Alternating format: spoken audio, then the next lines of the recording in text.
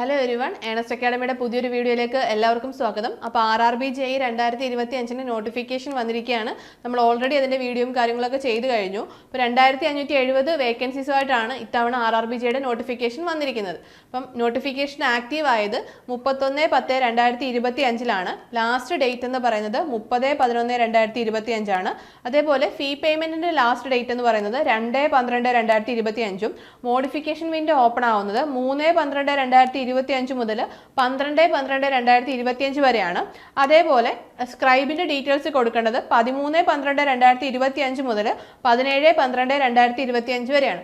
അപ്പോൾ ലാസ്റ്റ് ഡേറ്റിലേക്ക് വെക്കാതെ നിങ്ങൾ നേരത്തെ തന്നെ ആപ്ലിക്കേഷൻസ് സ്റ്റാർട്ട് ചെയ്യുക. കാരണം നമ്മളിപ്പോൾ ലൈവ് ഫോട്ടോ അപ്ലോഡിങ്ങും കാര്യങ്ങളൊക്കെയാണ്. ലാസ്റ്റ് മിനിറ്റിലേക്ക് നിങ്ങളത് വെക്കുമ്പോൾ നിങ്ങൾക്ക് നിങ്ങളുടെ ഫോട്ടോ അപ്ലോഡ് ചെയ്യാൻ സാധിച്ചില്ല എന്നുണ്ടെങ്കിൽ നിങ്ങൾക്ക് അപ്ലൈ ചെയ്യാൻ പറ്റാതെ വരും. അങ്ങനെ നിങ്ങൾക്ക് ഈ ഒരു എക്സാം എഴുതാൻ പറ്റാതെ പോവുകയും ചെയ്യും. അപ്പോൾ ആ ഒരു പ്രശ്നം ഉണ്ടാവാതിരിക്കാനായിട്ട് നിങ്ങൾ പെട്ടെന്ന് തന്നെ ആപ്ലിക്കേഷൻ്റെ പ്രോസസ്സ് സ്റ്റാർട്ട് ചെയ്യുക. ആപ്ലിക്കേഷൻ കൊടുക്കുന്ന സമയത്ത് നമ്മുടെ കയ്യിൽ വേണ്ട കുറച്ച് ഡോക്യുമെന്റ്സും കാര്യങ്ങളും ഒക്കെ ഉണ്ട്. അപ്പോൾ അത് നമ്മൾ ഓൾറെഡി ഒരു വീഡിയോ ആയിട്ട് ചെയ്തിട്ടുണ്ട്. അപ്പം അതൊക്കെ നിങ്ങളുടെ കയ്യിലുണ്ടെന്ന് ഉറപ്പ് വരുത്തുക. അതേപോലെ തന്നെ ഫീ പേയ്മെന്റും കൊടുത്തെങ്കിൽ മാത്രമേ നിങ്ങളുടെ ആപ്ലിക്കേഷൻ കംപ്ലീറ്റ് ആവുകയുള്ളൂ. അപ്പോൾ ആപ്ലിക്കേഷൻ കൊടുക്കുന്ന ടൈമിൽ ഫീ പേയ്മെന്റും കൊടുത്തെന്ന് ഉറപ്പ് വരുത്തണം. ഫീ പേയ്മെന്റ് പിന്നീട് കൊടുക്കാമെന്ന് പറഞ്ഞ് മാറ്റി വെച്ചു കഴിഞ്ഞാൽ നിങ്ങൾ ഇൻ കേസ് മറന്നുപോയാൽ നിങ്ങളുടെ ആപ്ലിക്കേഷൻ അവിടെ റിജക്റ്റ് ആവും. അപ്പോൾ അപ്ലൈ ചെയ്യുന്ന ടൈമിൽ ഈ കാര്യങ്ങളൊക്കെ പ്രത്യേകം ശ്രദ്ധിക്കുക. നല്ലൊരു അവസരമാണ് നിങ്ങളുടെ മുന്നിൽ വന്നിരിക്കുന്നത്. അപ്പോൾ ഈ അവസരം ആരും മിസ്സാക്കാതിരിക്കുക. പിന്നീട് എല്ലാവർക്കും ഉള്ളൊരു ഡൗട്ടാണ്, നമ്മൾ ഏത് സോൺ തിരഞ്ഞെടുക്കണം, ഈ സോൺ തിരഞ്ഞെടുക്കുമ്പോൾ നമ്മൾ എന്തൊക്കെയാണ് ശ്രദ്ധിക്കേണ്ടത്, അങ്ങനെ തുടങ്ങി കുറച്ച് ഡൗട്ട്സ് നമ്മളോട് സ്റ്റുഡൻസ് ചോദിച്ചിരുന്നു. അപ്പം നമുക്കറിയാം 17 സോണുകളായിട്ട് 21 RRBസിലേക്കാണ് നോട്ടിഫിക്കേഷൻ ഇപ്പോൾ വന്നിരിക്കുന്നത്. നമ്മൾ ഒരു സോൺ തിരഞ്ഞെടുക്കുമ്പോൾ നമ്മൾ പ്രധാനമായിട്ട് നമ്മുടെ മൈൻഡിൽ വേണ്ട കുറച്ച് കാര്യങ്ങളുണ്ട്. അതിൽ പ്രധാനപ്പെട്ടതാണ് വേക്കൻസി. അപ്പം നമ്മൾ ചൂസ് ചെയ്യുന്ന സോണിൽ അല്ലെങ്കിൽ RRBയിൽ നമുക്ക് വേക്കൻസി ഉണ്ടോ എന്ന് നമ്മൾ ഉറപ്പുവരുത്തണം. പിന്നീട് കംഫർട്ട് സോൺ, അതായത് നമുക്ക് അറിയാത്തൊരു നാട്ടിൽ പോയി അറിയാത്തൊരു ഭാഷയിൽ നിൽക്കുമ്പോൾ നമുക്ക് അവിടെ വർക്ക് ചെയ്യുമ്പോൾ ഉണ്ടാകുന്ന ബുദ്ധിമുട്ട് വളരെ വലുതായിരിക്കും. അപ്പം നമ്മുടെ കംഫർട്ട് സോൺ നമുക്ക് മാത്രമേ അറിയത്തുള്ളൂ. അപ്പം നമുക്ക് വർക്ക് ചെയ്യാൻ പറ്റുന്ന ഒരു പ്ലേസ് ആണോ അതെന്നുള്ളത് നമുക്കേ ചൂസ് ചെയ്യാൻ സാധിക്കുകയുള്ളൂ. അപ്പം നിങ്ങളുടെ കംഫർട്ട് സോൺ എന്താണോ ആ ഒരു ലെവൽ നോക്കിയിട്ട് നിങ്ങളത് ചൂസ് ചെയ്യാൻ വേണ്ടിയിട്ട് ശ്രമിക്കുക.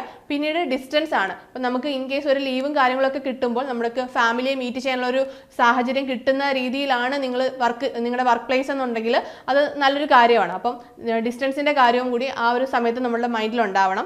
പിന്നീട് കട്ട് ഓഫ്, അതായത് നമ്മൾ സോൺസ് തിരഞ്ഞെടുക്കുമ്പോൾ പ്രീവിയസ് ഇയറിൽ നടന്ന എക്സാംസ് അനലൈസ് ചെയ്ത് ആ സോണുകളിലെ കട്ട് ഓഫ് എത്രത്തോളമാണ്, ഇപ്പോൾ കട്ട് ഓഫ് കൂടിയ മേഖലയാണോ ഞാൻ എടുക്കുന്നത് അതോ കുറഞ്ഞതാണോ എടുക്കുന്നതെന്ന് നിങ്ങൾ ഉറപ്പ് വരുത്തണം. കട്ട് ഓഫിൻ്റെ അനലൈസിലൂടെ നിങ്ങളത് ചെയ്യേണ്ടതാണ്.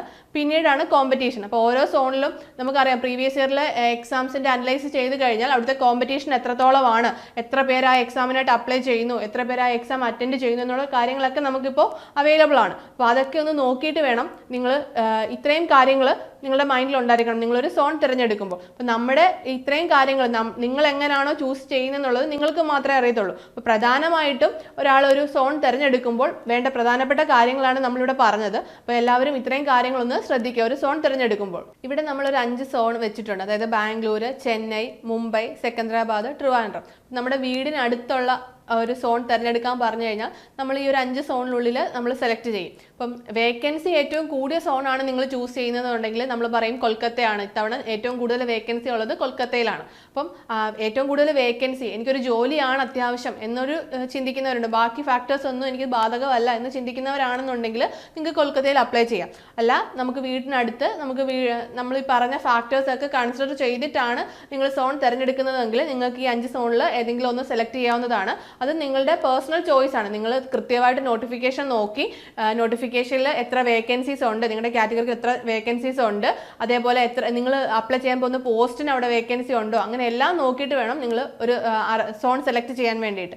അപ്പോൾ നമുക്കറിയാം ഇപ്പോൾ നോട്ടിഫിക്കേഷൻ വന്ന ടൈമിൽ നമുക്ക് ഓരോ ഡിപ്പാർട്ട്മെന്റ് ഉണ്ട്. അതായത് RRBയുടെ അണ്ടറിൽ വരുന്ന electrical department, electronics, mechanical, civil, BSc physics and chemistry, track machine, DMS, ഇങ്ങനെ തുടങ്ങി ഇത്രയും ബ്രാഞ്ചസ് ആണ്, ഇത്രയും ബ്രാഞ്ച് ഓഫ് ഡിപ്പാർട്ട്മെന്റ്സ് ആണ് വരുന്നത്. അപ്പം ഇലക്ട്രിക്കൽ ഡിപ്പാർട്ട്മെന്റിൽ 489 വേക്കൻസീസ് ആണ് വന്നിരിക്കുന്നത്. ഇലക്ട്രോണിക്സിന് 218, മെക്കാനിക്കലിന് 743, സിവിലിന് 740, BSc physics and chemistry 63, track machine 121, DMSന് 195. Total 2569 vacancy. ഇപ്പോൾ ഇലക്ട്രിക്കലുകാർ വിചാരിക്കരുത് ഇലക്ട്രിക്കൽ ഡിപ്പാർട്ട്മെന്റിലേക്ക് 489 വേക്കൻസി ഉള്ളല്ലോ, അത്രയും ആ ഒരു പോസ്റ്റിലേക്ക് പോസ്റ്റിലേക്ക് മാത്രമേ ഞങ്ങൾക്ക് അപ്ലൈ ചെയ്യാൻ പറ്റുമോ എന്ന്. അങ്ങനെയല്ല, ഇപ്പോൾ ഓരോ ഡിപ്പാർട്ട്മെന്റ് വൈസ് റിപ്പോർട്ട് ചെയ്തിരിക്കുന്ന വേക്കൻസീസ് ആണിത്. അപ്പം ഇലക്ട്രിക്കലുകാർക്ക് അപ്ലൈ ചെയ്യാൻ പറ്റുന്ന പോസ്റ്റുകൾ എന്ന് പറയുന്നത് 1766 പോസ്റ്റുകളിലേക്ക് നിങ്ങൾക്ക് അപ്ലൈ ചെയ്യാൻ സാധിക്കും. അത് നോട്ടിഫിക്കേഷനിൽ കൃത്യമായിട്ട് നിങ്ങൾ ഓരോ പോസ്റ്റിന്റെയും, ഇപ്പം മെക്കാനിക്കൽ ഡിപ്പാർട്ട്മെന്റിലുള്ള ചില പോസ്റ്റുകൾ ഇലക്ട്രിക്കലുകാർക്ക് അപ്ലൈ ചെയ്യാൻ പറ്റുന്നതുണ്ട്, അതേപോലെ ഇലക്ട്രോണിക്സുകാർക്ക് അപ്ലൈ ചെയ്യാൻ പറ്റുന്നതുണ്ട്. അങ്ങനെ നിങ്ങൾക്ക് പറ്റുന്നത് നമ്മളിപ്പോൾ സെലക്ട് ചെയ്ത് നിങ്ങളുടെ ക്വാളിഫിക്കേഷൻ കൊടുത്തു കഴിയുമ്പോൾ നമുക്ക് അപ്ലൈ ചെയ്യാൻ പറ്റുന്ന പോസ്റ്റുകളൊക്കെ നമ്മൾ ഓൺലൈനിൽ തന്നെ കാണിക്കും. അത് നിങ്ങൾ കറക്റ്റായിട്ട് നിങ്ങൾക്ക് വേണ്ട വേക്കൻസിയും കൂടി നോക്കി, ആ പോസ്റ്റിന്റെ വേക്കൻസി കൂടെ നോക്കിയിട്ട് നിങ്ങൾ കറക്റ്റായിട്ട് ചൂസ് ചെയ്ത് കൊടുക്കുക എന്നുള്ളത് മാത്രമേ ഉള്ളൂ ആപ്ലിക്കേഷന്റെ ടൈമിൽ. അപ്പം ഇലക്ട്രോണിക്സുകാർക്ക് 1766 വേക്കൻസീസ് ഉണ്ട്. മെക്കാനിക്കൽ ഡിപ്പാർട്ട്മെന്റിലേക്ക്, അതായത് 1548 പോസ്റ്റിലേക്ക് മെക്കാനിക്കൽ കഴിഞ്ഞവർക്ക് അപ്ലൈ ചെയ്യാൻ പറ്റും. സിവിലുകാർക്ക് 935 പോസ്റ്റുകളാണ് വന്നിരിക്കുന്നത്. BSc chemistry, physics and chemistry കഴിഞ്ഞവർക്ക് 63. അപ്പോൾ ഇതെന്ന് പറയുന്നത് CMA എന്ന് പറയുന്നൊരു പോസ്റ്റാണ്. 63 വേക്കൻസീസുമായിട്ട് വന്നിരിക്കുന്ന BSc ഫിസിക്സ് ആൻഡ് കെമിസ്ട്രി കഴിഞ്ഞവർക്ക് പറ്റുന്ന CMA എന്ന് പറഞ്ഞിട്ടുള്ള പോസ്റ്റാണിത്. അപ്പം ഇത്രയാണ് വേക്കൻസീസ് എന്ന് പറയുന്നത്. അതായത് ഓരോ ഡിപ്പാർട്ട്മെന്റ്, ഓരോ എഡ്യൂക്കേഷണൽ ക്വാളിഫിക്കേഷൻ ഉള്ളവർക്ക് അപ്ലൈ ചെയ്യാൻ പറ്റുന്ന വേക്കൻസീസ്. ഇലക്ട്രിക്കലുകാർക്ക് 1766, ഇലക്ട്രോണിക്സുകാർക്ക് 1766, മെക്കാനിക്കലിന് 1548, സിവിലിന് 935. അങ്ങനെ നോട്ടിഫിക്കേഷൻ നല്ല രീതിയിൽ നോക്കി നിങ്ങളുടെ ക്വാളിഫിക്കേഷൻ എന്താണെന്ന് നോക്കിയിട്ട് കറക്റ്റായിട്ട് നിങ്ങൾക്ക് പറ്റുന്ന പോസ്റ്റുകളും കാര്യങ്ങളും ഒക്കെ തിരഞ്ഞെടുക്കുക. അതുപോലെ തന്നെ നിങ്ങളുടെ സോണിൻ്റെ സെലക്ഷൻ, അത് നമ്മൾ ഈ പറഞ്ഞ ഫാക്ടേഴ്സ് ഒക്കെ മനസ്സിൽ വെച്ചിട്ടാണെന്നുണ്ടെങ്കിൽ കറക്റ്റായിട്ട് നിങ്ങൾ സോൺ സെലക്ട് ചെയ്യുക. ഇപ്പോൾ ഞാൻ നേരത്തെ പറഞ്ഞു ഏറ്റവും കൂടുതൽ വേക്കൻസി ഉള്ളത് കൊൽക്കത്തയിലാണെന്ന് പറഞ്ഞു. അപ്പം നിങ്ങൾ ആ ഒരു പ്രിഫറൻസ് ആണ് കൊടുക്കുന്നതെങ്കിൽ, ഏറ്റവും കൂടുതൽ വേക്കൻസി ആണ് നിങ്ങൾ നോക്കുന്നതെന്നുണ്ടെങ്കിൽ നിങ്ങൾക്ക് ആ രീതിയിൽ കൊടുക്കുക. അപ്പം ഇതൊക്കെ നമ്മുടെ പേഴ്സണൽ ചോയ്സ് ആണ്, നമ്മൾ ഏത് സോൺ കൊടുക്കണം. ഇതൊക്കെ നമ്മളുടെ ഫാക്ടേഴ്സിനെ ഡിപ്പെൻഡ് ചെയ്തിട്ടാണ് നമ്മൾ സോൺസ് സെലക്ട് ചെയ്യുന്നത്. അപ്പം ഈ പറഞ്ഞ കാര്യങ്ങളൊക്കെ നിങ്ങൾ മൈൻഡിൽ വെച്ചുകൊണ്ട് നിങ്ങളൊരു സോൺ സെലക്ട് ചെയ്യുക.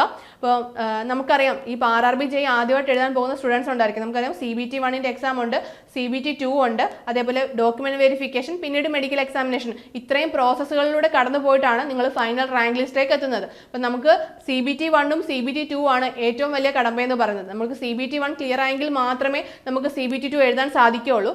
അതേപോലെ തന്നെ CBT 1 റിസൾട്ട് വന്നു കഴിഞ്ഞാൽ ഉടൻ തന്നെ CBT 2 എക്സാംസ് നടക്കുകയും ചെയ്യും. അതുകൊണ്ട് തന്നെ CBT 1 അതേപോലെ CBT 2 അതായത് ടെക്നിക്കലിനും നോൺ ടെക്നിക്കൽ സബ്ജക്ട്സിനും ഈക്വൽ ഇമ്പോർട്ടൻസ് കൊടുത്തുകൊണ്ട് വേണം നിങ്ങളുടെ പ്രിപ്പറേഷൻ നിങ്ങൾ സ്റ്റാർട്ട് ചെയ്യാനായിട്ട്. അപ്പം നോൺ ടെക്നിക്കൽ മാത്രം CBT 1 നോൺ ടെക്നിക്കൽ മാത്രമേ ഉള്ളൂ എന്ന് കരുതി ഫുൾ ടൈം നോൺ ടെക്നിക്കൽ മാത്രം പഠിക്കാതെ നിങ്ങൾ ടെക്നിക്കൽ സബ്ജക്ട്സിനും നിങ്ങളുടെ ടൈം ഡിവൈഡ് ചെയ്ത് കൊടുക്കുക. നിങ്ങൾ കറക്റ്റായിട്ട് ടെക്നിക്കൽ സബ്ജക്ട്സും കവർ ചെയ്ത് പോകുന്നുണ്ടെന്ന് നിങ്ങൾ ഉറപ്പ് വരുത്തണം. അപ്പോൾ നമ്മുടെ ഏണസ്റ്റ് അക്കാഡമിയിൽ നമ്മൾ RRB JEE എല്ലാ ഡിപ്പാർട്ട്മെന്റുകളിലേക്കുമുള്ള കോഴ്സസ് സ്റ്റാർട്ട് ചെയ്തിട്ടുണ്ട്. CBT 1 സെപ്പറേറ്റും നമ്മൾ കോഴ്സസ് സ്റ്റാർട്ട് ചെയ്തിട്ടുണ്ട്. അപ്പോൾ നിങ്ങൾക്ക് ലൈവ് പ്ലസ് റെക്കോർഡഡ് ക്ലാസ്സസ് ആയിരിക്കും വരിക. ഒരു പേഴ്സണൽ മെൻറ്റർ ഉണ്ടായിരിക്കും. നിങ്ങൾക്ക് RRB JEE 2025 ക്രാക്ക് ചെയ്യാനുള്ള എല്ലാ കണ്ടന്റും നമ്മുടെ കോഴ്സിൽ അവൈലബിൾ ആണ്. അപ്പോൾ നമ്മുടെ കോഴ്സിനെ കുറിച്ചുള്ള കൂടുതൽ ഡീറ്റെയിൽസ് അറിയാൻ താഴെ കാണുന്ന Google ഫോം ഫില്ല് ചെയ്യുക. അപ്പോൾ നമുക്ക് അടുത്തൊരു വീഡിയോയുമായി വീണ്ടും കാണാം. All the best.